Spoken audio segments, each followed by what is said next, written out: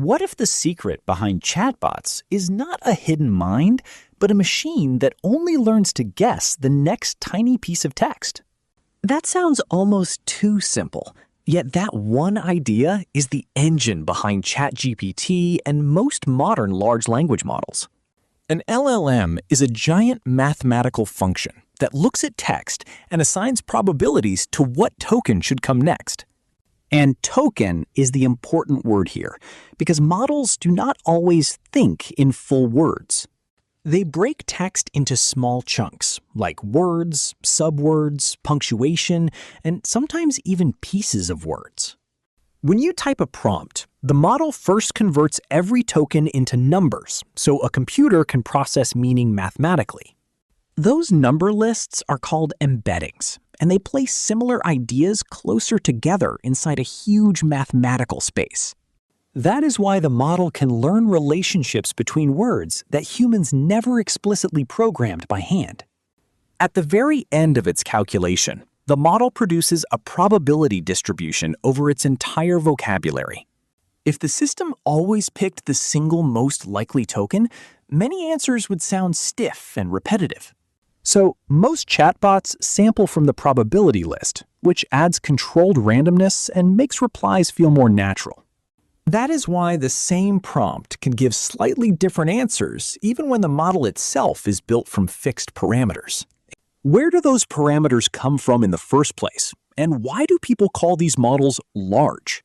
The answer is scale. Modern frontier models are trained on vast datasets and contain enormous numbers of adjustable weights. A weight is just a number inside the model that slightly nudges future predictions toward one token and away from another. Training begins with those weights set almost randomly, so the model initially behaves like a nonsense generator. Then, the model is shown trillions of token sequences and asked over and over to predict the next token correctly. Each wrong prediction produces an error signal, and a method called backpropagation pushes tiny updates through the network. One update changes almost nothing, but billions upon billions of updates slowly carve useful behavior into the weights.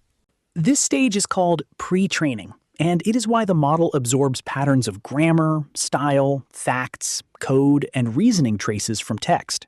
The architecture that made this explosive progress possible is called the transformer.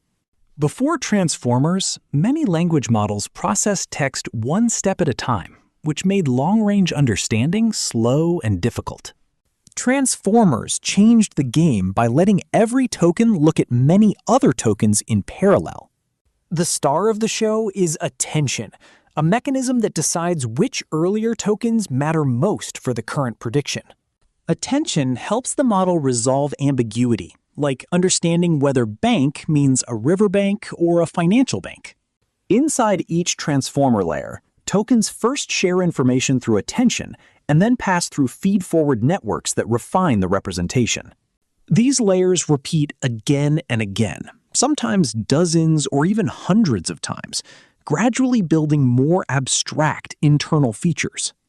By the last layer, the final token representation has been shaped by the entire context window and the patterns learned during training. That is why a prompt is more than a question. It is a setup that steers the model's internal computation. A tiny wording change can shift tone, detail, or even the strategy the model uses to answer. But pre-training alone does not create a helpful assistant, because the model mostly learns to imitate internet text. To make chatbots more useful, labs add instruction tuning, using datasets of prompts paired with better answers. They also use human preference data, where people rank multiple responses so the system learns which one sounds safer or more useful. Earlier systems often called this RLHF, and newer pipelines may use direct preference optimization or similar techniques. The goal is not to make the model true by magic, but to bias it toward answers humans tend to prefer. That helps explain why chatbots usually sound polite, structured, and eager to assist, instead of speaking like random internet comments. Another surprisingly powerful trick is in-context learning, where the model adapts to examples inside the prompt without changing its weights. Show it a few translation pairs or formatting examples, and it will often continue the pattern immediately. That behavior makes LLMs feel general purpose, because one model can write, summarize, code, translate, classify, and tutor. In recent years, the biggest change has been multimodality, meaning many leading models now handle images, audio, and sometimes video alongside text. That turns the same next token engine into a system that can describe a chart, answer from a screenshot, or talk about a photo. Context windows have also expanded dramatically, so models can keep more documents, code, or conversation history in working memory at once. Even so, long context is not perfect, because models can still forget, compress, or overlook details buried deep in the prompt. That is one reason modern AI systems increasingly use retrieval, pulling in fresh external documents instead of relying only on what was baked into training. Tool use is another leap forward.